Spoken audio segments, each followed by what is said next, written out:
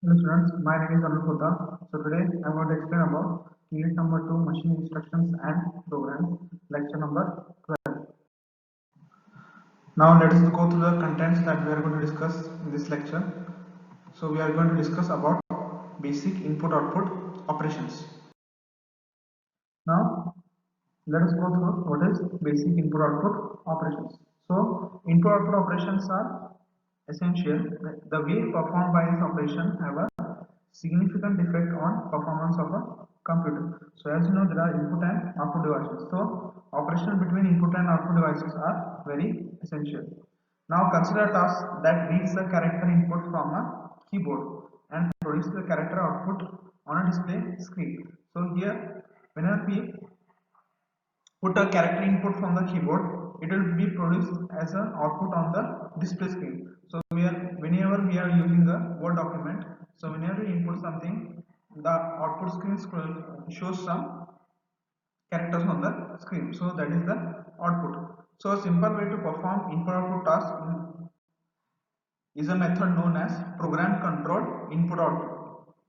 Now, the rate of output transfer from the computer to the display is higher than the rate of data transfer from keyboard to the computer.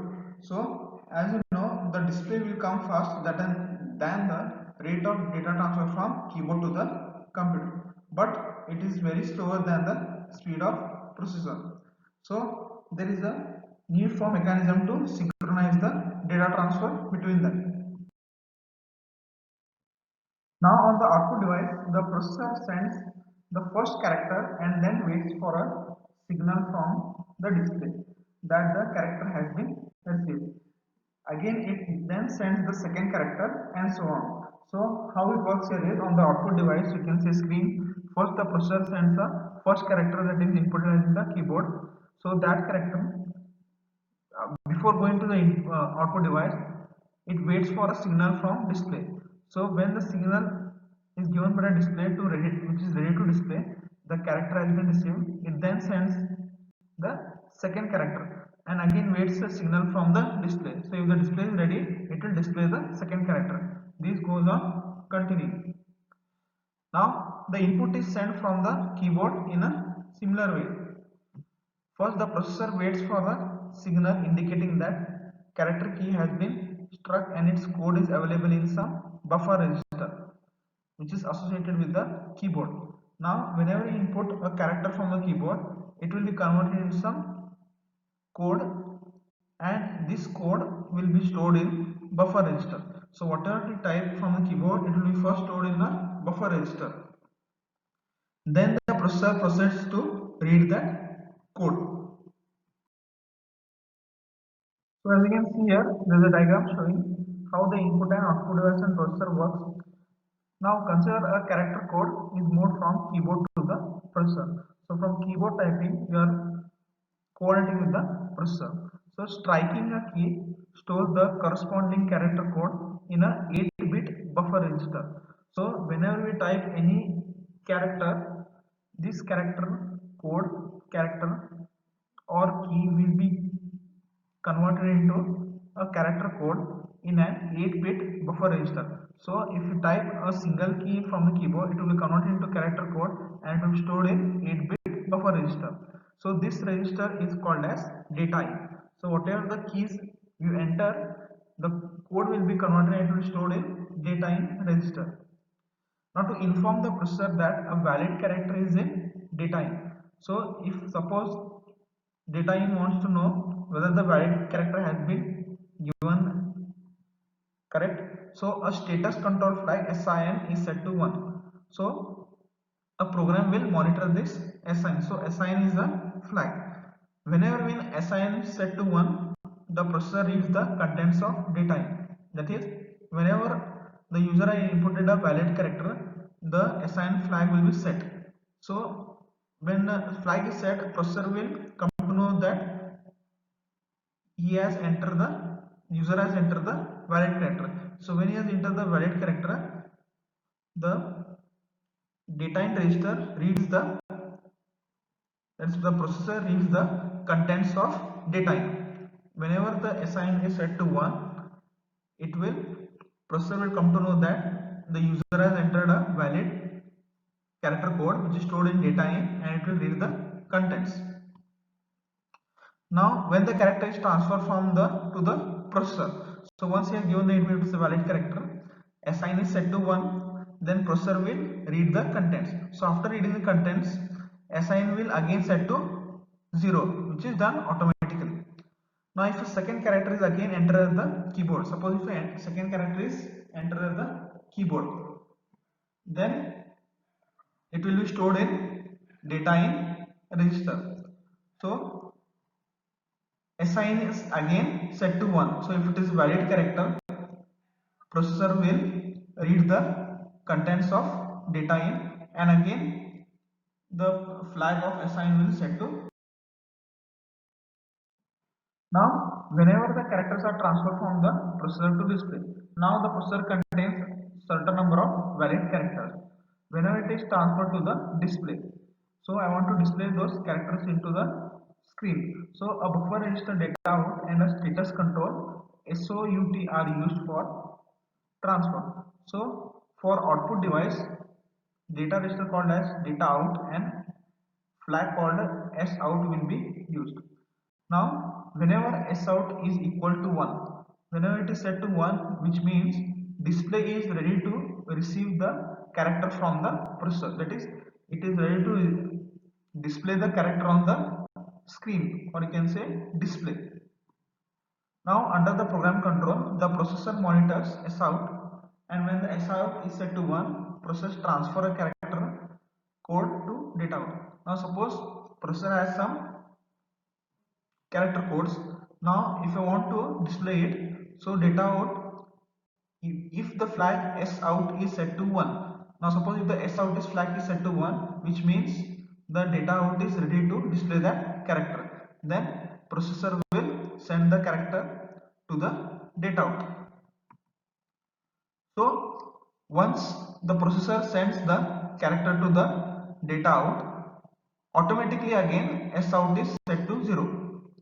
Now when the display device is ready to receive a second character, again S out is again set to 1.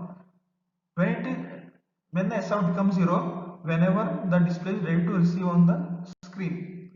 So once it displays on the screen, again S out will clear to 0. So whenever display is ready to, that is whenever the display or output device is ready to receive second character, again S out is set to 1. Now the buffer registers data in, data out and the status flag S in and S out are part of circuitry known as device interface. So this is called as a device interface. So as you can see, all the three devices are connected to a bus. As I told, bus is a common thin line that connects various functional units for data path. Now the processor can monitor the keyboard status flag, assign and transfer a character from data into register. That is, processor also can control the flag, that is by using some to transfer the characters from the data register data into register 1. So this can be done by using this statement, that is read wait branch to read wait if SIN equal to 0, input from data into R1. So what does this mean is, the branch operation is implemented by two machine instruction. So what the first instruction does is, it tests the status flag. So whenever, as I told, if SIN is set to 0, so whenever it is set to 0, it is not ready to receive the input, and second instruction will performs the branch for transferring output to a display. So what it does, write wait branch to write wait if S out is set to 0. So here the wait loop is executed repeatedly until status flag S out is set to 1. So this loop write wait, it will be executed here only. So until the status flag is set to 1, that is until the status flag is set to 1, it will go on looping inside this branch. So when it is free to, so whenever it is free to receive a character, it will be set to 0.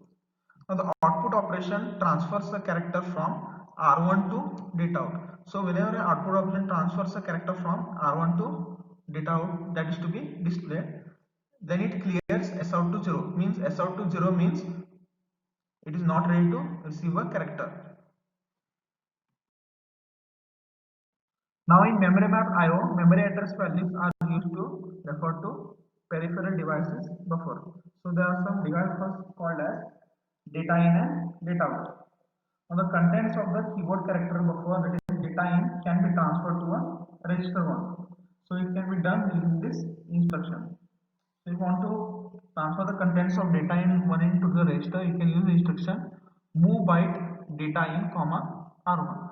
So it will transfer the contents of data into R1. So similarly, the contents of register R1 can be transferred to data out. That is by using move byte R1 comma data out. Now, whatever the status flag S in and S out are automatically cleared when buffer register data in data out are referenced. So this is done automatically.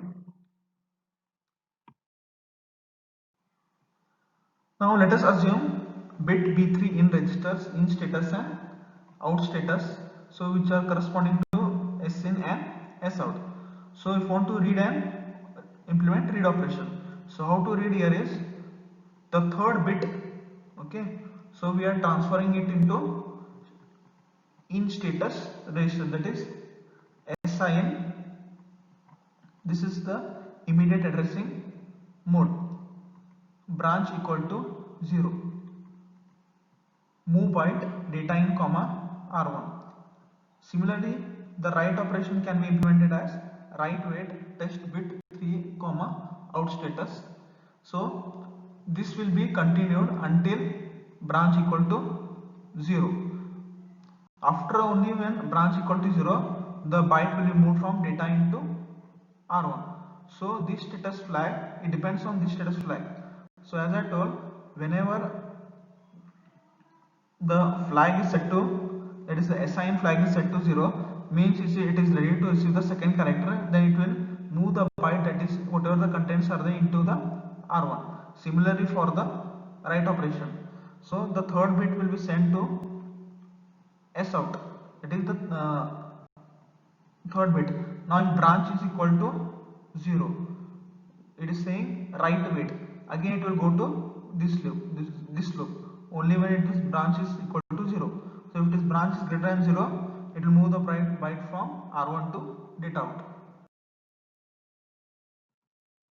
Now the test bit instruction tests the state of one bit in the destination location where the bit position to be tested, which is indicated by the first operand. So suppose the bit tested is equal to 0. So then the condition of the branch instruction is true. So this branch becomes 0 and a branch is made to again beginning to the wait of the loop. So as I discussed in the last program, again if branch is equal to 0, again it will go to the loop. So whenever the device is ready, that is test bit equal to 1, data is read from the input buffer or write into the output buffer. Now in this lecture we have studied about various input output operations and working of input output operations.